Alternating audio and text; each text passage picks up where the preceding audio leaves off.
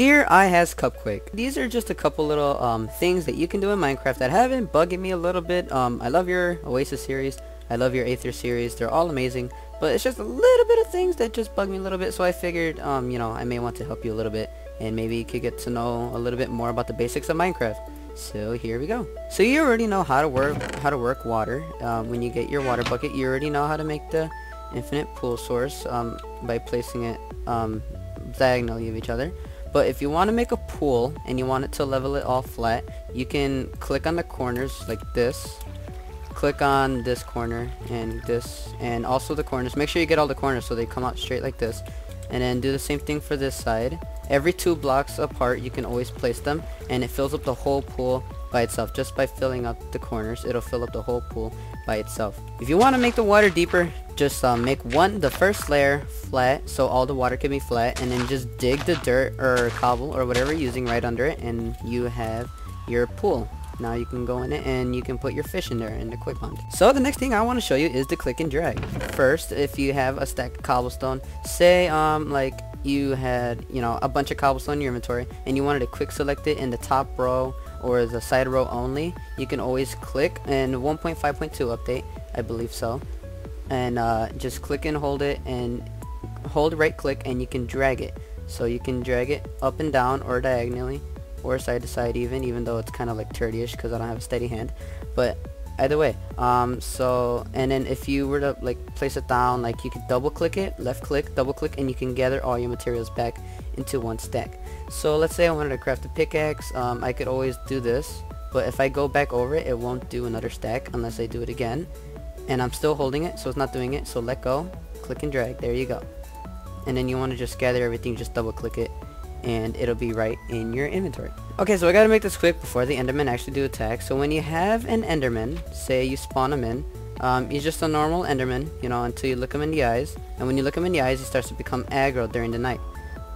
So like, say if I look him in the eyes, and zombie, go away. Say I look him into the eyes, look at me. Hey, yo, give me your lunch money. There you go. So now he's aggro, and it's during nighttime, yes. So he's gonna be following me, he's gonna be trying to killing me. He's gonna try to kill me throughout the nighttime, because that's what they do throughout the night. So if I were to put this today, you see they start teleporting and they start running away, and they're no longer aggro at you. So that's the Enderman right there that's been trying to kill me. He can still be mad at me all he wants. And so yeah, during the daytime, the Endermen, they just teleport away and they don't even bother being aggroed at you anymore. So you can get them really, really mad, and by daytime they won't even be mad. So let's say you have an Enderman, and during your Oasis series you set an Enderman on fire, correct? Freaking zombie. When you set an Enderman on fire, they start glitching out, spazzing out, no matter what time of part of day it is. It could be day or night, whatever. But once they're on fire, they will go to the nearest source of water, which he did right now, but he teleported away because he was dying.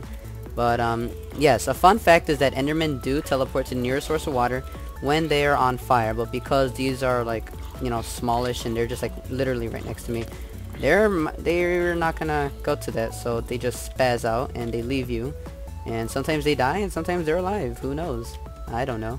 That's why I'm doing this. Another fact I want to get to at Cupquake is that for your Aether series, the white clouds, if you were to jump at them from a great height, it'll be as if you were in creative. If you were to jump on a white cloud from a height such as this, and you land on a white cloud, you will not take any fall damage whatsoever. Same thing goes for the Aether bunnies. When you have them on your head, you do fall, but you go really slow, and when you land, you don't take any fall damage. So having the bunny on your head is really good for when you're fighting the clouds that push you off the edge. I forgot their names already. I had it in my head, dang it. But yes, when you have the bunny on your head, you don't take any fall damage, and you do reduce the speed of falling. And you do not hurt the bunnies when they're on your head. So say you have a sword, it's on my head, I'm swinging at it, it doesn't hurt it. The only time the bunny gets hurt is when a mob hurts it.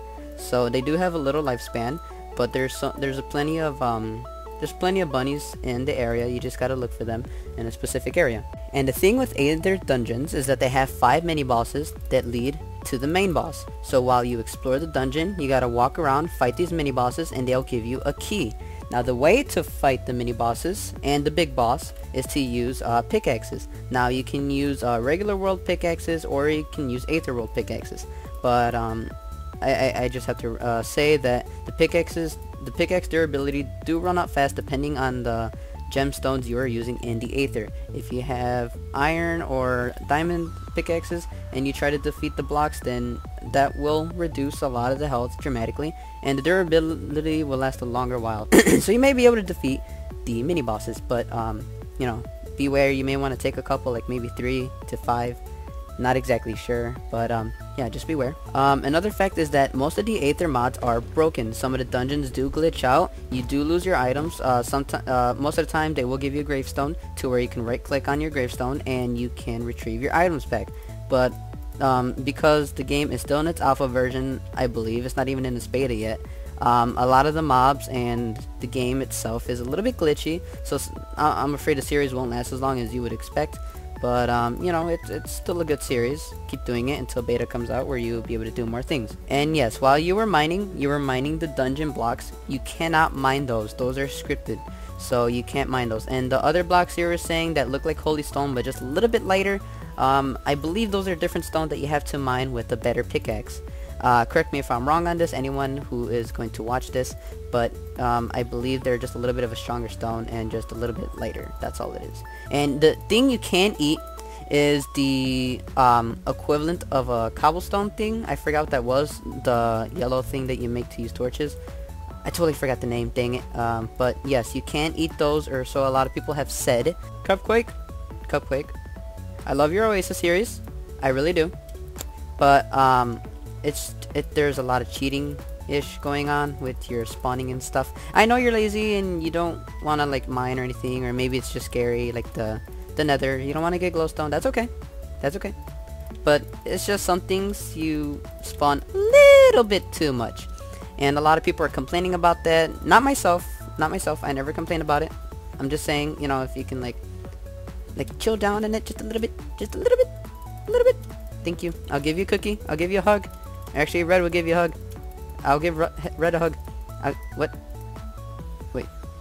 Can I give Red a hug? So yeah, those are a little bit of things I just wanted to get to you at. About the water, about the 1.5.2 update, where you can click and drag and double click to get your inventory back. I'm not even sure if the double clicking is part of 1.5.2, but I do know the click and drag, you can now do that. So yes, and there's an updated version of 1.6.2 where you have to download a new launcher. I'm pretty sure you already know how to do that. And installing mods for 1.6.2 is a little bit difficult, but or actually FML Forge Mod Loader is a little bit difficult to install because you have to do a lot of things, and so is Optifine a little bit.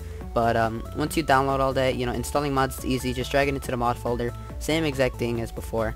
And yeah, so Cupquake, if you do watch this video, hope you enjoyed. Hope this helped you a little bit for your Oasis series. It's just a little bit of things that have been bugging me a little bit, and I just wanted to get it off my chest. So even if you're watching, if you don't, oh well, got it off my chest. But yeah, have fun, do your Oasis series, you're doing really great.